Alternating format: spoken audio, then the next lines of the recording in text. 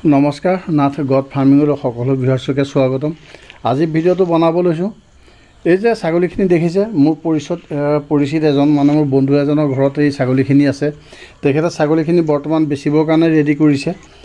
যদি কোনোবা মোৰ ভিউৱাৰ্ছে ছাগলী মানে বিটেল ছাগলী ল'ব বিচাৰিছে, বিশেষকৈ মতা ছাগলী, তেওঁলোকে যদি মোৰ লগত যোগাযোগ কৰে তেতিয়াহ'লে এখেতৰ পৰাই ছাগলী ল'ব পাৰিব। আৰু ছাগলীখিনি বহুতেই বঢ়িয়া কোৱালিটি হয়। আমাৰ ইয়াতে এতিয়া বৰ্তমান ঘাঁহ বন খাই থকা ছাগলী হয়। আৰু ছাগলীবিলাক আপোনালোকে চাব পাৰিছে, বহুতেই ধুনীয়া কোৱালিটিৰ ছাগলী আহিছে। ইমান ধুনীয়া কোৱালিটিৰ ছাগলী মানে এবাৰ দেখাৰ পিছত লওঁ লাগি যায়। যদি কোনোবা ভিউৱাৰ্ছে মোৰ ল'ব বিচাৰিছে তেতিয়াহ'লে কমেণ্ট কৰিব, মই তেখেতৰ ফোন নম্বৰটো নিশ্চয়কৈ দি দিম। কথা পাতি পেলাই আপোনালোকে ছাগলী ল'ব পাৰিব। আৰু এখেতৰ ঠাইত ছাগলীৰ দাম যথেষ্ট কম হয়, বেলেগৰ তুলনাত যথেষ্ট কম হয়। আৰু কম মানে আপোনালোকে এনেকৈ নাভাবিব যে আমাৰ লোকেল ছাগলী এটা, আমাৰ লোকেল ছাগলী 8 পৰা 10 মাহৰ ছাগলী এটাৰ যিটো ৰেট হয়, তো তাৰ তুলনাত বিটেলৰ 8 পৰা 10 মাহৰ ছাগলী এটাৰ ৰেট ছেম কেতিয়াও নহয়। আৰু মোটামুটি আমাৰ লোকেল ছাগলীৰ লগত ডবল বুলি ক'ব পাৰি বিটেল ছাগলীৰ দাম। যদি আপুনি হঠাৎকৈ ছাগলী এটাৰ দাম সোধে তেতিয়াতো আপুনি আচৰিত হ'ব যে বিটেলৰ দাম ইমান বেছি নে।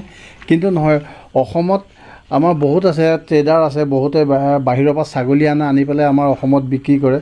আপোনালোকে বেলেগৰ লগত যদি কথা পাতে, একে বয়সৰ ছাগলী হাইটে ৱেইটেখিনি চাই পেলাই যদি ছেম ছাগলী এটা বেলেগৰ লগত কথা পাতে আৰু এখেতৰ লগত কথা পাতে, মোৰ বন্ধুজনৰ লগত কথা পাতে, তেতিয়া আপুনি গম পাব যে বেলেগৰ তুলনাত এখেতৰ ঠাইতে বহুতেই ছাগলীৰ দামটো বহুতেই কম।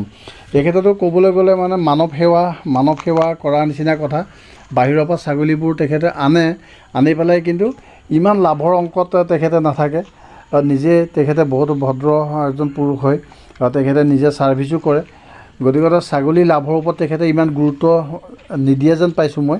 আৰু তেখেতে ছাগলীবোৰ আনি পেলাই বহুত কম ৰেটতে আমাৰ ছাগলী পালকসকলক দিয়ে। বহুত ছাগলী পালকে তেখেতৰ পৰা ছাগলী আগে পিছে নিছে আৰু মই তেখেতৰ পৰাই আনিছোঁ ছাগলী, মানে মোৰ যিটো ব্ৰিডাৰ হয় সেইটো মই তেখেতৰ পৰাই আনিছোঁ। আৰু বেলেগৰ তুলনাততো মানে ইমান কমত পাইছোঁ, ভাবিব নোৱাৰি যে তেখেতে মোক এইটো ৰেটত ছাগলীটো দি দিলে। গতিকে ছাগলীৰ ৰেট কোনোবাই সোধে ছাগলীৰ ৰেট কিমাননো নহয়, আচলতে প্ৰত্যেকটো ছাগলীৰ দাম একে হ'ব নোৱাৰে। হাইটে ৱেইটে তাৰ লগতে বডিৰ গঠন সেইবিলাক চাই কৰি দাম দৰ হয়। আপুনি কোনটো ছাগলী পচন্দ কৰিছে ঠিক সেইমতেহে ছাগলীৰ দাম দৰ হয়।